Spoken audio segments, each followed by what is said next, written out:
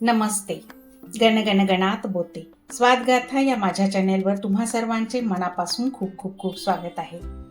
साधारण अंदाज आला तुम्हाला मी काय बनवणार आहे. तर मी बनवणार आज कुल्फी, ड्रायफ्रूट्स कुल्फी.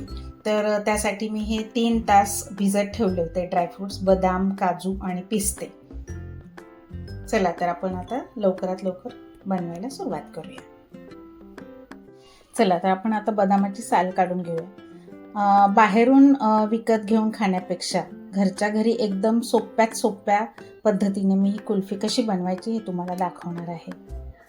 बदामाचे साल काढून झाले आहेत. आता हे सुद्धा सगळं बाकीचं पाण्यातनं काढून घ्यायचं आहे आणि मिक्सरला टाकून आपल्याला हे आबडधोबड फिरवून घ्यायचं आहे, कांडून घ्यायचं आहे. जास्त बारीक अशी पेस्ट आपल्याला नाही करायची. हे कसं आबडधोबड हे करायचं, फिरवून घ्यायचं आहे. म्हणजे कुल्फी खाताना असं दाताखाली आलं की ते छान वाटतं. हे मिक्सरमध्ये असं मोठाड मोठाड आपल्याला फिरवून घ्यायचं आहे.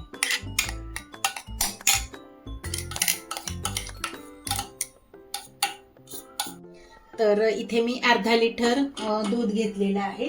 ते आपण आता चांगलं आटवून घेऊया. याच्यातली जी क्रीम साय होती ती मी मिक्सरला फिरवून घेतली आहे. त्याच्यामुळे दूध थोडंसं घट्ट वाटत आहे. पहा, आता याच्यामध्ये मी 1 चमचाभर कस्टर्ड पावडर टाकते. मँगो फ्लेवरची कस्टर्ड पावडर आहे. तर ही अशीच टाकायची नाही. याच्यामध्ये आपण आधी याचा घोल करून तयार करून घेऊया आणि मग ते त्याच्यामध्ये टाकून घेऊया. हे पहा, आता याच्यामध्ये मी कस्टर्ड पावडर टाकून व्यवस्थित मिक्स करून घेते.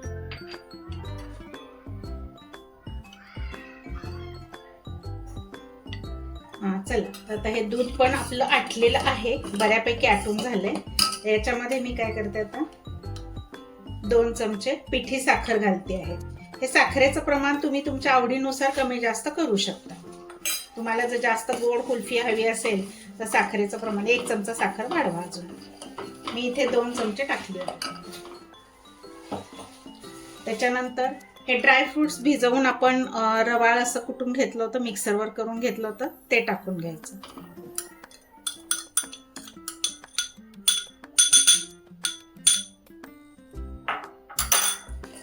आता हे चांगलं व्यवस्थित शिजवून घ्यायचं. भिजवलेले आहे ड्रायफ्रुट्स, त्यामुळे लगेच शिजून निघतील, त्याला जास्त वेळ लागणार नाही. आता आपण हा कस्टर्डचा घोल बनवला होता ना, तो टाकून घेऊया.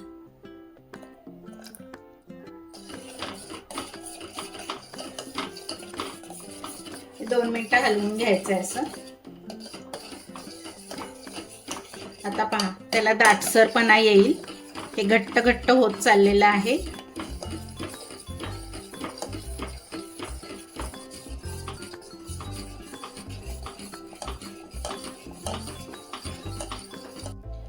हे पहा, हे बऱ्यापैकी झालेलं आहे. आता आपण काय करूया, गॅस बंद करूया आणि याच्यामध्ये वेलची पावडर आहे ते टाकून घेऊया आणि ते व्यवस्थित सगळं मिक्स करून घ्यायचं. म्हणजे वेलचीचा फ्लेवर छान येईल. तुम्ही याच्यामध्ये व्हॅनिला एसेन्स वगैरे दुसरं कुठलं तुमच्याकडे एसेन्स असेल तर तुम्ही ते घालू शकता. मी इथे वेलची पावडर वापरली आहे. आता हे थोडंसं थंड होऊ द्यायचं आहे आणि मग आपल्याला हे कुल्फी पॉट मध्ये भरून ठेवायचं आहे. चला, आता हे सगळे पॉट आपले भरून झाले आहेत. आता याला आपण घट्ट असं झाकण लावणार आहोत आणि 8 ते 10 तासाकरता फ्रीजरमध्ये सेट करायला ठेवायचं आहे. चला तर मग आपण हे फ्रीजरमध्ये सेट करायला ठेवूया. हे पहा, आपल्या कुल्फ्या तयार झालेल्या आहेत. सगळ्या एकदम छान झालेल्या आहेत. आता हे पहा, मी एक काढलेली आहे. हातावर अशी गोल फिरवायची आणि त्याच्यामध्ये कुल्फी स्टिक टाकून घ्यायची आणि सोडून बघा कशी रसरशी छान झाली आहे कुल्फी.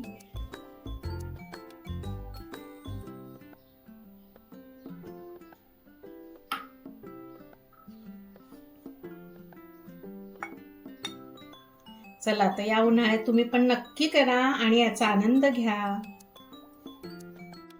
हे पहा, मी दुसरी पण काढून दाखवते.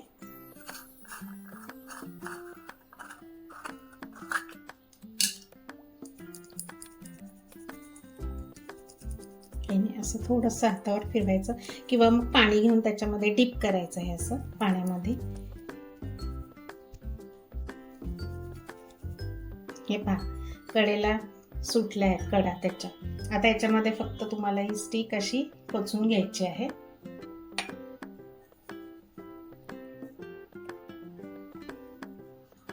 आणि असं काढून घ्यायचं आहे. झाली की मी रसरशीत छान अशी कुल्फी.